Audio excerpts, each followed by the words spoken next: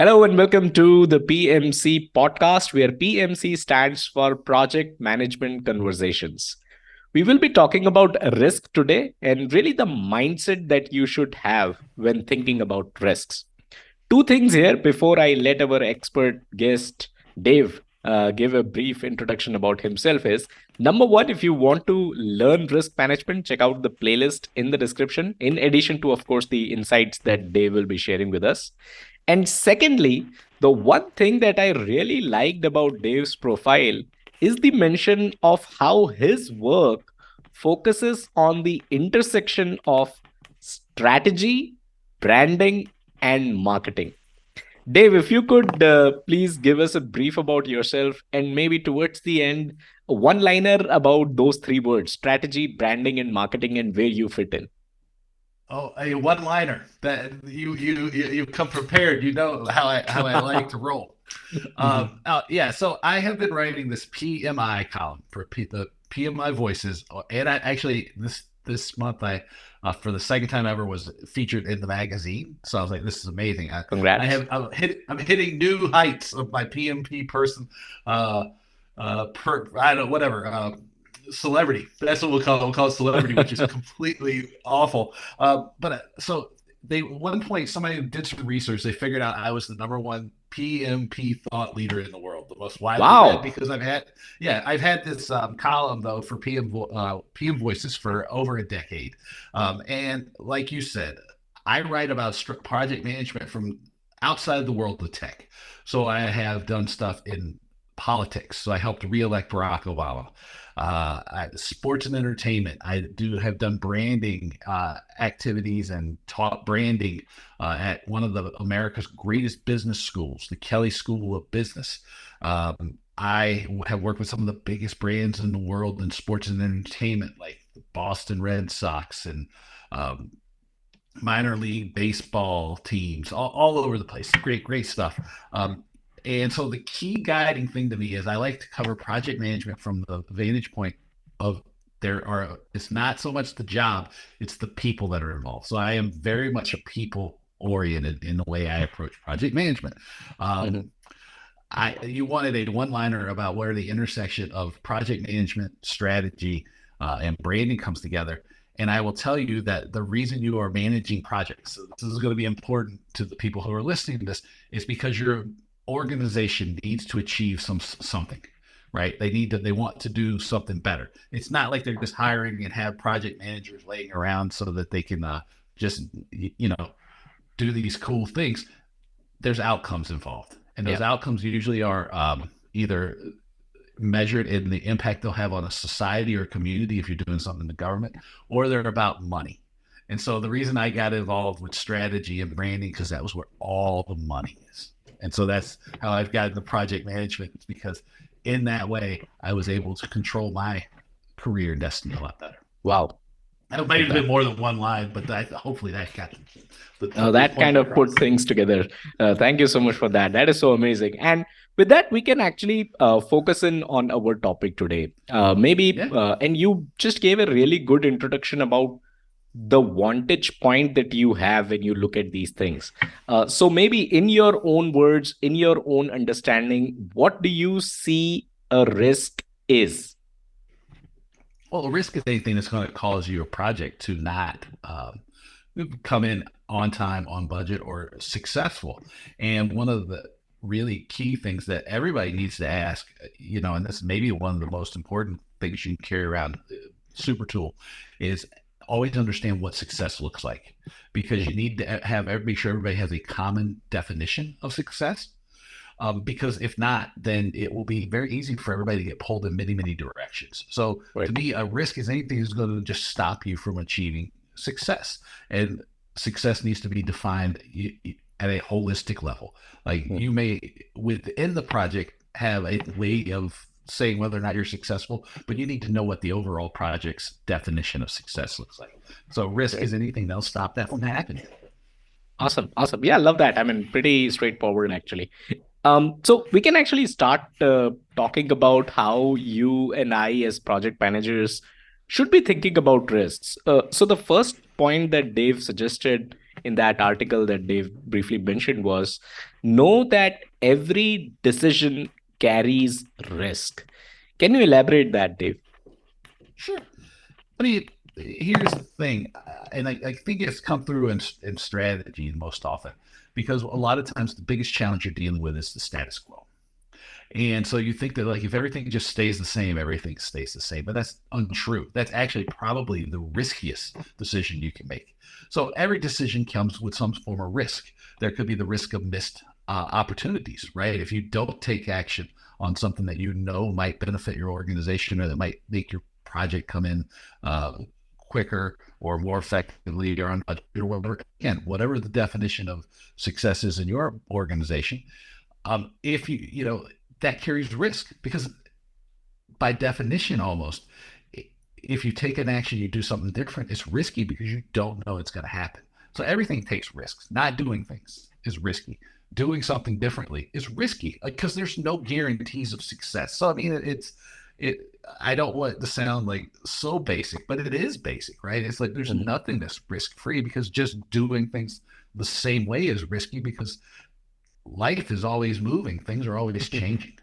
Yeah, yeah, love that. So, yeah, I mean, then there are sort of secondary risks as well. That's something which we speak from an academic perspective, where PMI sort of defines that if you take an action, if you mitigate an original risk and you still get another risk, which could be totally different from the initial one that you acted on, that's a secondary risk.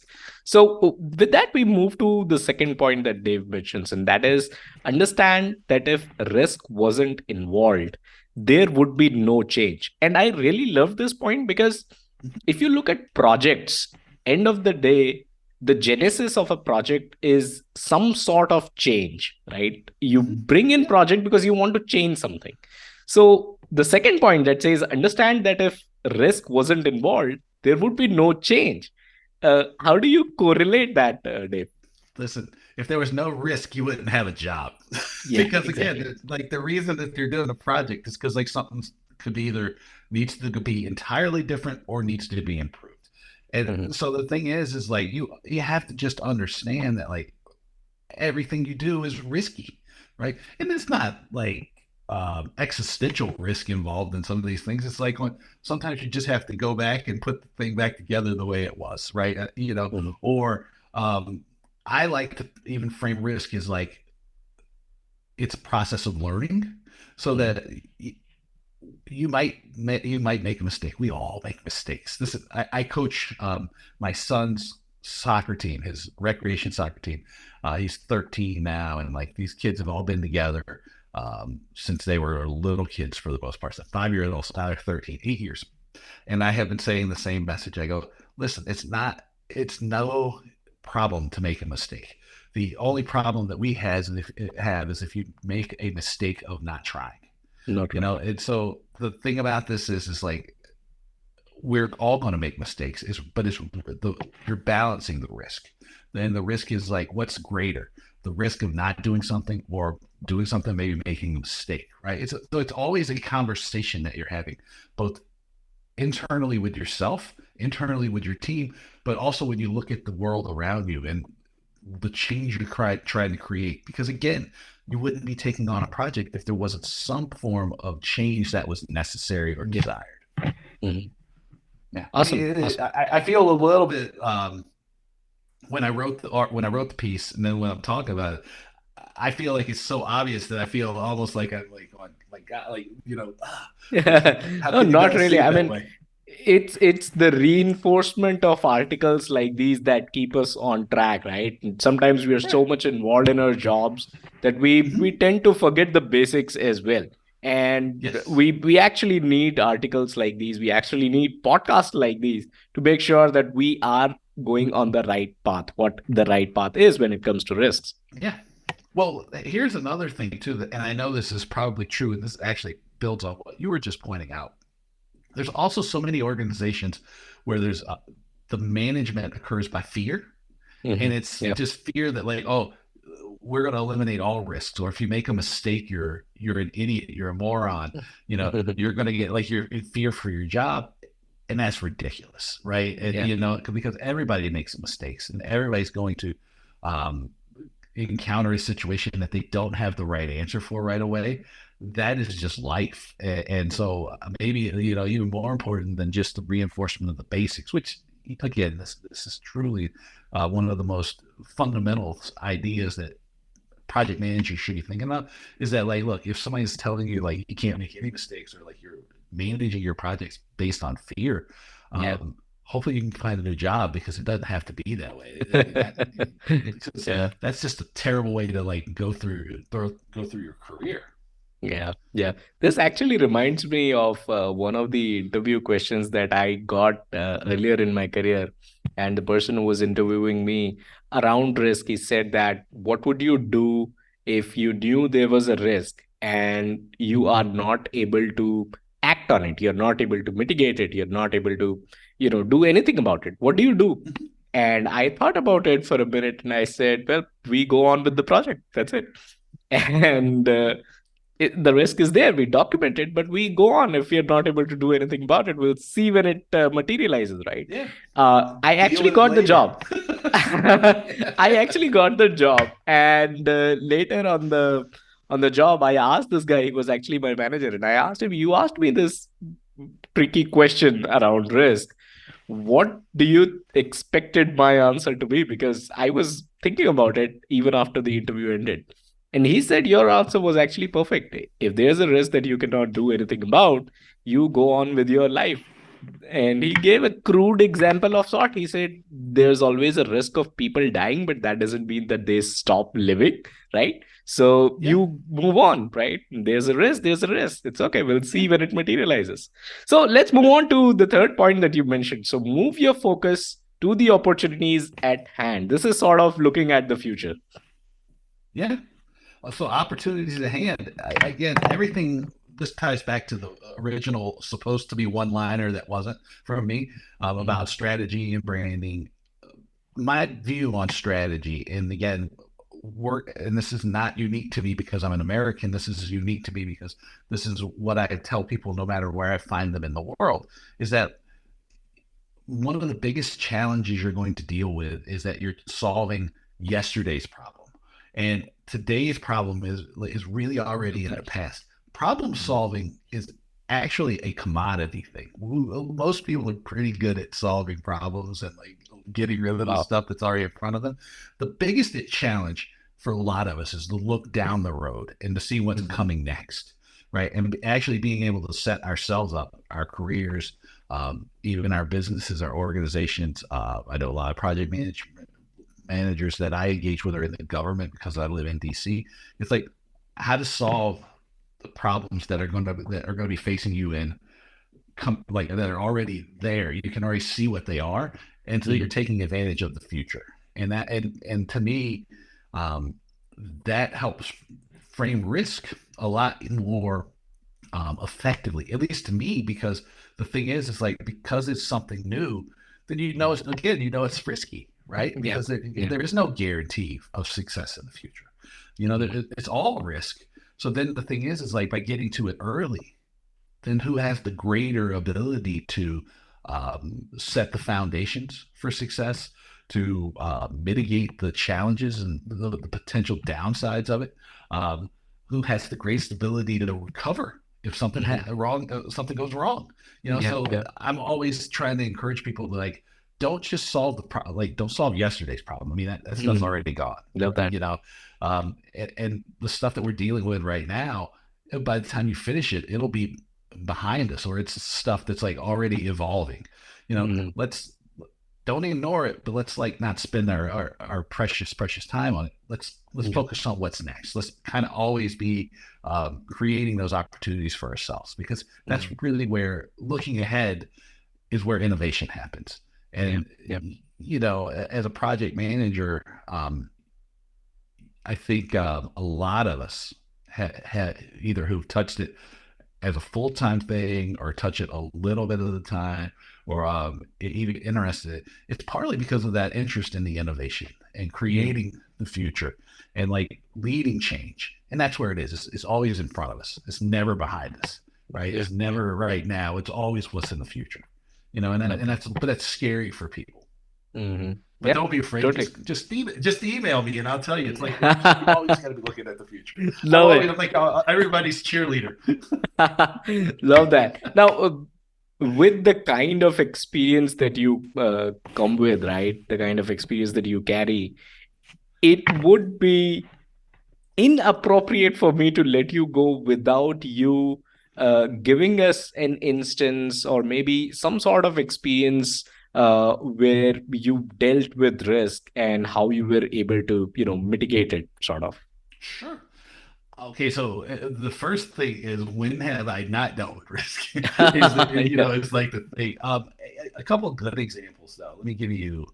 I'll start one. I started out helping open nightclubs when I was in my 20s, Well. and so that was very risk laden because they were hard, and you'd take people from where they called home. Mhm. Because it was like a team of people who would go from like town to town, city to city, opening these things. So it was always risky. And what we would do as far as risk in opening a new club in a new market was we would do a lot of we begin with a lot of research, so we Mhm. understood exactly what the market dynamics were. We would look for comparables, things that were symbols of what had worked in previous locations, and we test ideas, either in the new market or in one of the older markets to make sure that like this was not an idea that was going to completely fall flat on its face. Um, Mhm. and probably most famously, or at least to me, the one that had the biggest impact on me, I guess would be the way to put it, was the club we opened in Creve Coeur, Missouri, which is a suburb of St. Louis. We did all the risk, all the risk, and it still failed miserably. But that's what, like to your question, it's like what you think you have all the risks managed. Mhm. You think you have an understanding of what the environment looks like. You think you have everything planned out. And then real life happens and you completely fall on your face. And then the Yeah. thing is like, what would you still have done the same thing knowing what you did?